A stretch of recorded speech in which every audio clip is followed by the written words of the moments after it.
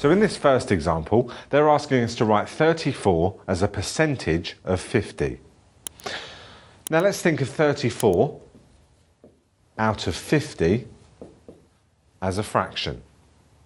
Now when you're not allowed to use a calculator in an exam, you're going to have to be able to turn it into an equivalent fraction.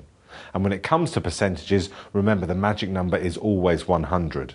So we want to turn this into a fraction out of 100.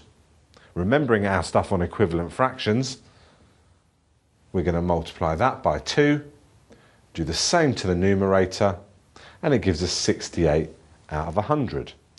That is now easy to write as a percentage as it's already out of 100. So here it would be 68%. Now, if you could use a calculator in an exam, the calculation you would do would be 34 divided by 50 multiplied by 100, and it would give you 68%. So we've got both a non-calculator method and a calculator method there. Now in this example, it asks us to write 80 pence as a percentage of £2. The first thing we have to realise is the units are different. And before we can do any calculation, we must make sure they're the same. Now, instead of writing 80 pence as a decimal by turning it into pounds, we're going to turn £2 into pence. And as you all know, there's 100 pence in a pound, so £2 is 200 pence. So this is our fraction.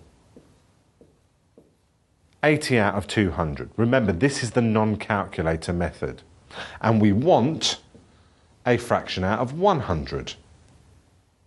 So you can see to get from this fraction to this one, we're going to have to divide both the denominator and the numerator by 2 to leave me with 40 over 100.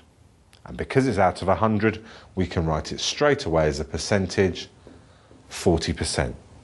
So that's the non-calculator method. If you were allowed to use a calculator, we could just quite simply do 80 divided by 200 multiplied by 100 to turn it into a percentage, and that would give us 40% as well.